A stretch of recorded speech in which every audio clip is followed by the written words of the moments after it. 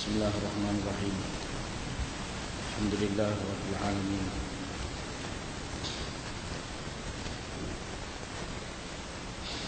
Wa bihi nasta'in ala umuri dunya wa din. Sallallahu wasallam ala sayyidil mursalin sayyidina Muhammadin khatamin nabiyyin wa alihi wa sahbihi ajma'in. Subhanaka la ilma lana illa ma 'allamtana innaka antal alimul hakim.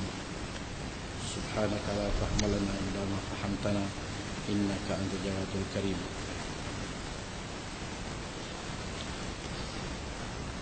Zulqa'dah.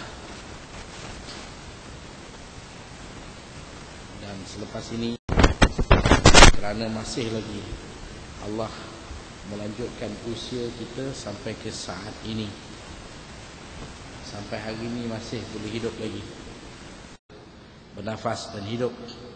Mudah-mudahan peluang-peluang yang ada seperti ini dapat kita dalam menuntut keredaan Allah. Wa ridwanun minallahi akbar. Keredaan daripada Allah itu adalah sesuatu yang paling besar. Kerana tuan-tuan yang mulia, kita pun tak tahu dan tidak ada yang boleh memberikan kita satu jaminan yang kita ni mempunyai banyak lagi tempoh, banyak lagi peluang. Sampai malam besok pagi pun belum tahu kita akan jumpa atau tidak dengan pagi. Walau bagaimanapun, kita janganlah sekali-kali mensia-siakan masa peluang yang Allah beri kepada kita. Setiap masa isikanlah dengan sesuatu yang berfaedah, supaya kita dapat keredaan Allah Subhanahu wa taala. Jadi tuan-tuan, sekarang ini di mana kita akan dengar tiap-tiap hari melalui TV, radio, laporan perjalanan jemaah haji yang mungkin mereka ni daripada kalangan kita, jiran, keluarga, kenalan, yang akan pergi ke tanah suci untuk menyempurnakan ibadat haji. Di mana kita tahu ibadat haji ini satu daripada rukun Islam yang 5, disebabkan ianya agak lebih berat daripada rukun-rukun Islam yang lain, maka kefarduannya tidak dituntut setiap kali, bahkan sekali sahaja seumur hidup. Kalau kita pergi beberapa kali kemudiannya, itu semua dijadikan sebagai sunat, yang wajibnya sekali. Jadi sekarang ni ramai sudah sedang berangkat, yang telah pun sampai di Madinah, yang sedang dalam berangkatan untuk pergi. Mereka masuk Madinah, kemudian akan patah balik masuk ke Mekah, dan di sana mereka akan tunggu sehinggalah tiba hari yang bermula dengan 7 hari bulan berangkat jemaah haji ke Arafah, 8 hari bulan berangkat, dan mereka akan berhimpun di Arafah, dan menjadikan hari yang paling penting dalam setahun. Kalau malam kita telah lalui dulu malam Lailatul Qadar, tapi kalau siang ialah siang Arafah. Jadi ke semua jemaah haji yang datang daripada seluruh dunia, tak kiralah macam-macam puak, keturunan, bangsa, bahasa, akan berhimpun dengan pakaian yang sama, dengan satu laungan, di satu tempat, satu maksud. Itulah keluarga umat baginda sallallahu alaihi wasallam. Jadi anak cucu Adam alaihi salatu wasalam berhimpun dalam mengingati perhimpunan Arafah. Adalah satu perhimpunan yang memberikan satu kenangan besar, pertemuan antara Adam dengan isterinya Hawa. Itulah tempat dia, itulah masa dia, dan di ketika mana kita ulang saban tahun. Jadi tuan-tuan yang mulia, saya nak beri beberapa peringatan kepada mereka yang nak pergi haji. Satunya memang kita rasa satu amalan yang baik Orang nak pergi ni, nak pergi haji ni, dia panggil orang datang baca Yasin. Kadang-kadang panggil baca Yasin, buat tahlil, buat doa selamat, sembahyang hajat dan sebagainya. Memang di sana sini ada program. Jemaah-jemaah masjid dijemput untuk datang ke rumah dalam mendoakan mereka, suami isteri yang akan berangkat. Cuma kadang-kadang kita tanya, nak doa apa ni? Dia kata doalah supaya selamat, pergi balik selamat. Itu selalu banyak orang cakap macam tu. Sebenarnya insya-Allah selamat pergi dan selamat balik. Kerana jemaah Malaysia ni boleh dikatakan tak ada satu pun lah yang pergi tak nak balik. Semua pergi memang nak balik. Jemaah Malaysia yang tak balik itu, dia memang tak balik selama-lamanya lah. Dia meninggal kat sana tak balik lah. Tapi yang lain semua nak balik. Memang kita doa supaya selamat pergi dan balik, memang kita akan dapat selamat pergi dan balik. Kerana saya tengok ada negara memang dia nak pergi je tak nak balik. Setengah-setengah orang daripada Indonesia, daripada Bangladesh, daripada Pakistan, India, setengah mereka ni pergi memang tak nak balik. Kerana dia dah set lah, dia nak pergi sana, dia nak pergi cari kerja. Sebab itu lepas musim haji, mereka ni lari pergi ke Jeddah, pergi Qasim, pergi ke Riyadh untuk cari kerja. Jadi memang mereka tak akan balik. Kerana mereka duduk di negara mereka, kerja susah, kerja berat, tapi pendapatan kecil. Saya masih ingat masa saya belajar di Bangladesh dulu, saya tengok pekerja-pekerja Bangla ni dia buat bangunan 5 tingkat ke 4 tingkat. Mereka semua pakai manual. Jadi nak naikkan air, nak naikkan batu, bata, simen, semua pakai tenaga orang. Berapa upah satu hari? RM2. Kita RM2 sekali makan je. Dia RM2 satu hari pendapatan. Dulu, sekarang ni mungkinlah kalau habis-habis sangat RM10.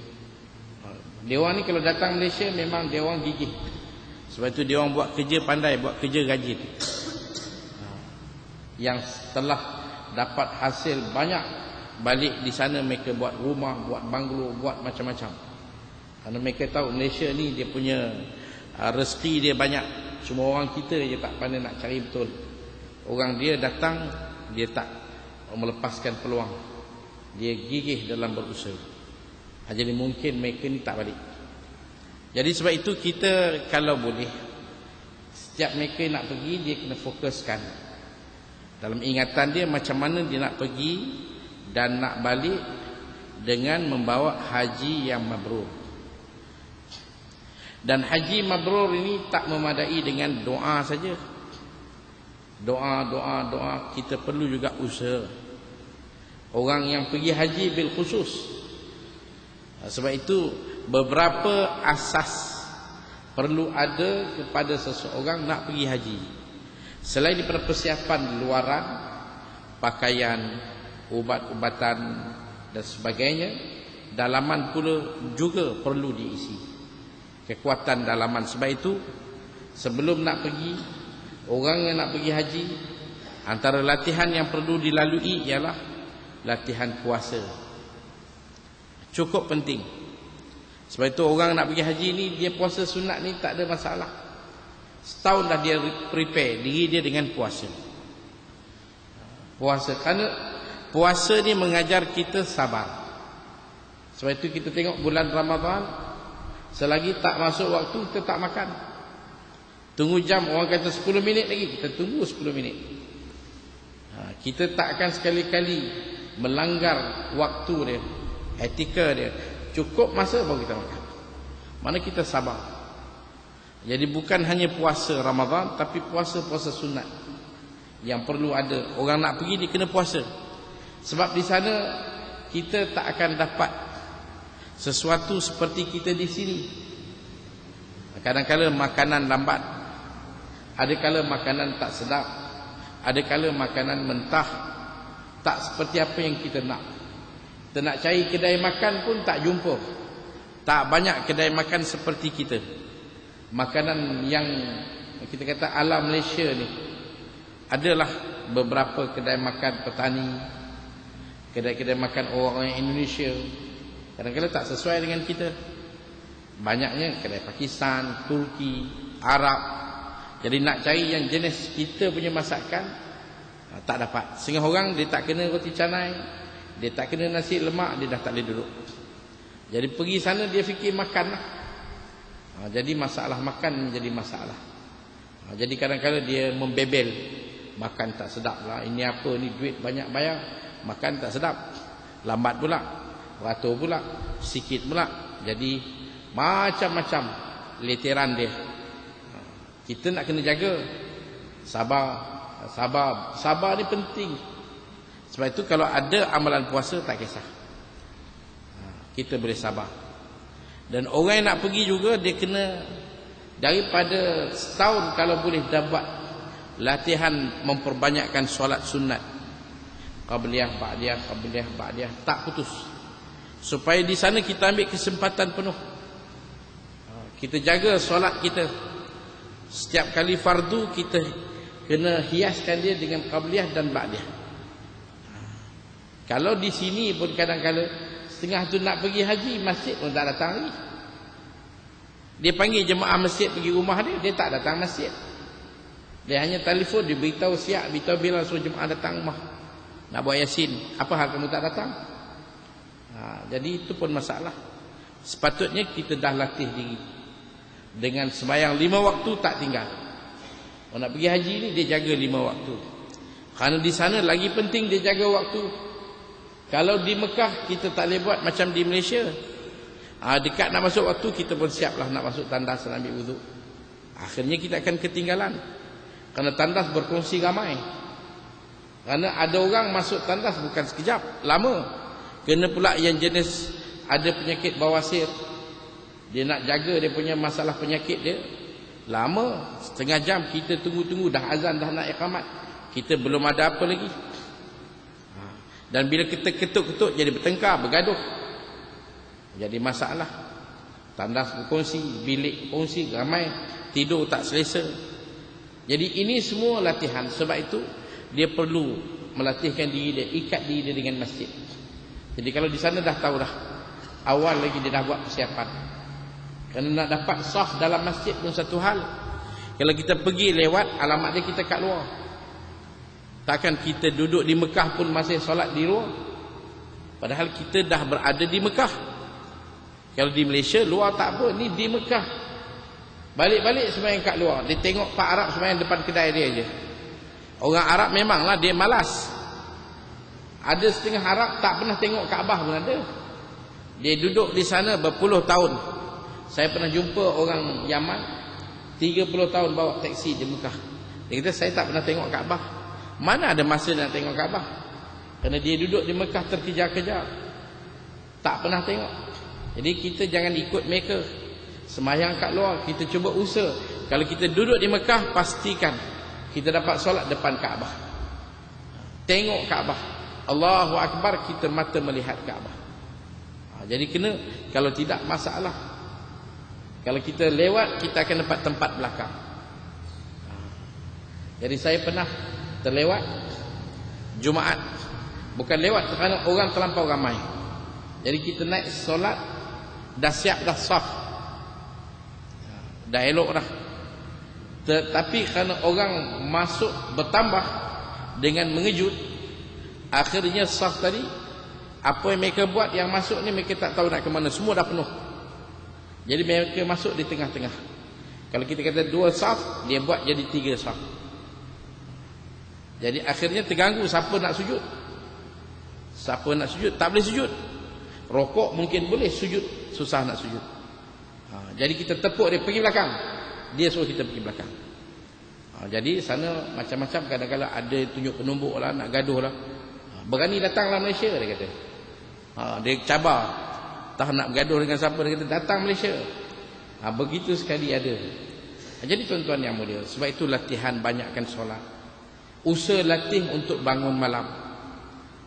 Kerana di sana kita tak akan dapat tidur malam. Tidur pun tak cukup. Kerana dia kesuaian dia malam. Jadi malam ni kita kena, bila nak berjaga, sini dah melatihkan diri kita, senang. Latihkan diri dengan infak, bersedekah. Jadi ini semua dibuat